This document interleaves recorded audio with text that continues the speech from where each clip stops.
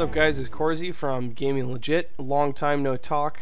I know it's been more than too long since I've done my last commentary, and I apologize for that. But if you guys have been keeping track of what's been going on in my life via the Facebook, you'll probably understand why it's been so long.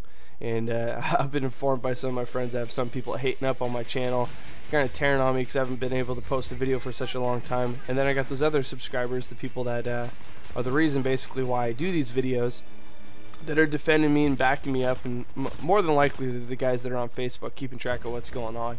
And so this is just the time I'm going to take to say, hey guys, add me on Facebook. Just go to Facebook, search for Facebook/Gaming Legit, and I'm going to keep you guys updated on what's going on in my life. And so if I don't have an opportunity to make a video and I need to explain to you guys, because I know when you guys are expecting videos, and if it goes past a week, then it's very, very unusual for me, and I don't mean to keep you guys hanging on my channel over and over and over again. And so Facebook's a very easy and great way for me to be able to communicate with some of you guys. I do hop on there even while I'm at work, so you can talk to me, ask me some questions, but also to keep you some updates through status updates and stuff like that. I'm posting Homefront gameplay.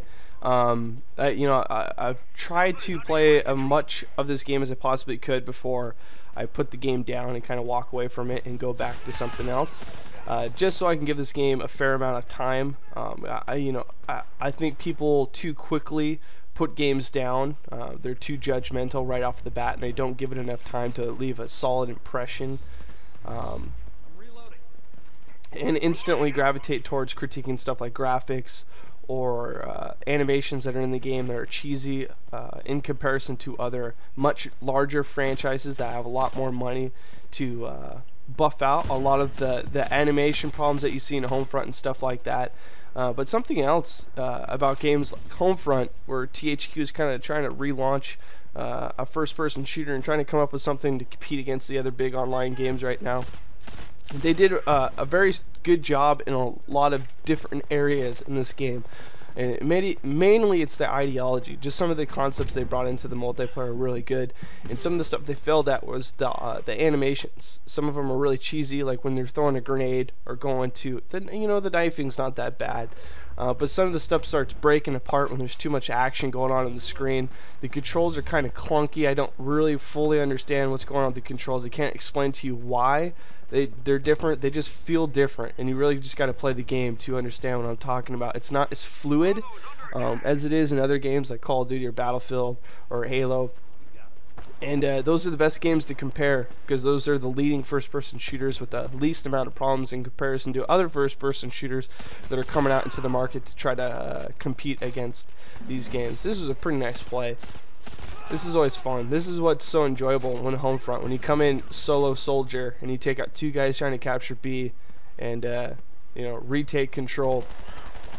That's always fun. This is one of my favorite maps, just because the hierarchy of land. So you got like flat regions, and you got middle level areas where B is at, and you got the top of these mountains. So you got people that are sniping, and sometimes the snipers can get quite annoying because they're just doing absolutely no objective for your team, and it's pretty hard to snipe. It's hard to do successfully and also to be contributing positively to the objective in the game, but it can be done right. Maybe I'll do a video for that later on. I don't plan on doing like a ton of Homefront non-stop, just because I just don't think this game has the driving force to compete against other games. And something that's really caught my appetite lately is that I was going back to my wife's laptop, and I found some of my old recorded videos. They don't have commentaries or anything like that. It was just gameplay. It was back before Halo Reach, and back when I used to play Halo 3 religiously. As if some of you might know, I'm a huge MLG fan, and actually not as much as I was, because back in the day I used to watch all the tournaments and keep up on all the latest posts that the professionals and pros were doing. Always be watching up on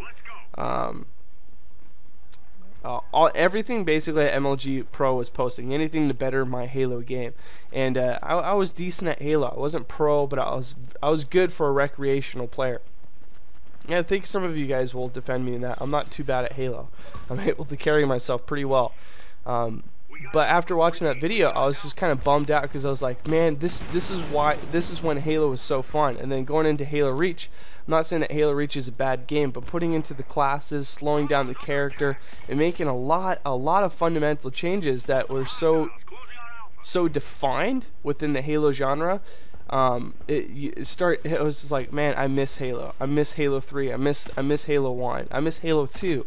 I miss what that was. There was a certain type of feeling you got out of the game, and when Halo Reach came out, it kind of like almost pulled away from it. Yeah, it was still a Halo, but it just felt a little bit different. Well, the funny thing is I logged on, and it's the first time I've been able to game forever. You know, I haven't been able to game at all. I'm actually doing this commentary rather than gaming, because I've got, you know, I'm so busy with work right now. It's not just a job, it's a career, and so a lot of the time I get paid salary. And the pros and cons to that is that at one point I might be able to get off work early, but I'm still going to get paid for it. And the inverse is that since, you know, it's a small company and we're working to be huge, I could also put in 60 hours a week, and so I've been super tied up in work lately, and I've had little to no time to game.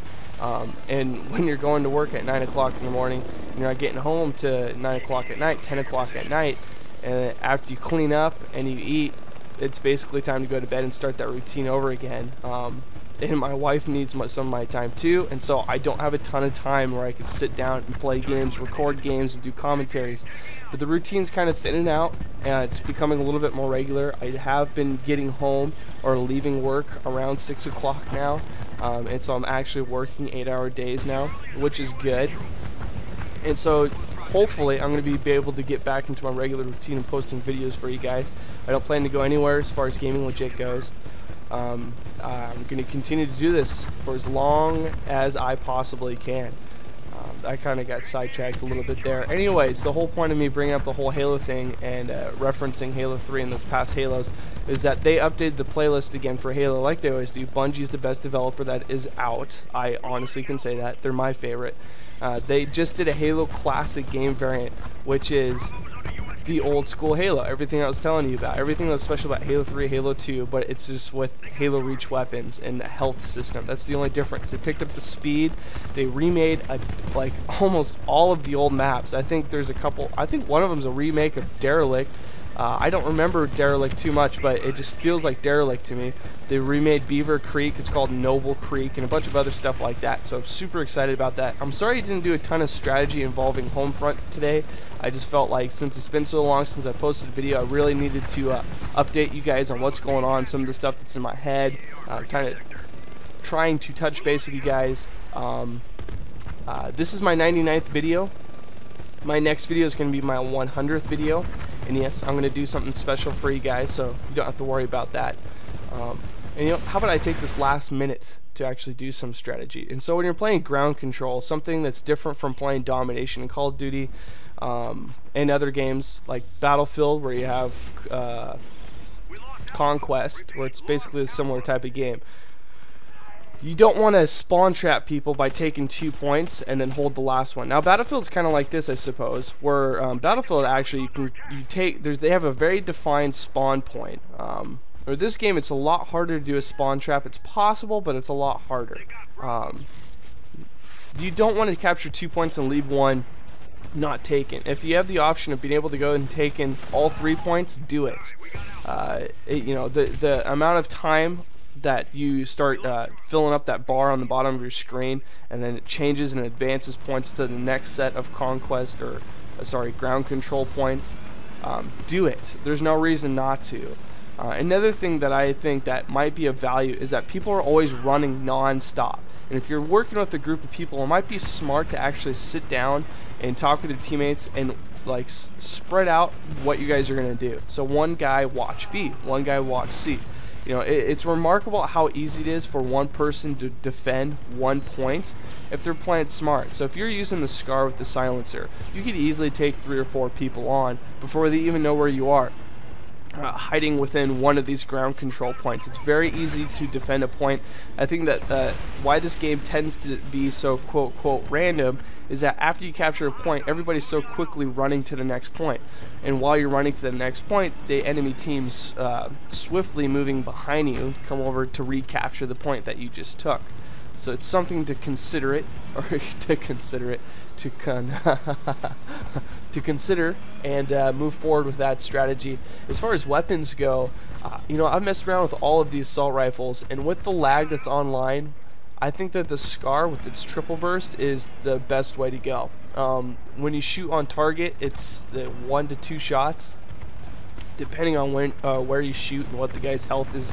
But it just seems to yield kills more effectively and efficiently versus the other assault rifles, where you have to hit more targets, or hit more shots on target rather, and the lag can kind of be atrocious. I mean, if you pull up the ping menu, you're going to see a few guys with full bars and a bunch of people in yellow and a couple in red, and that's not going to change. I don't see that ever changing in the history of this game. So anyways, it's a first time. I think the next Homefront, if they do ever make it, is going to become more and more refined, and this is their first game, so yeah. Anyways, guys, God bless, love you, and I'll see you in upcoming Gaming Legit vids.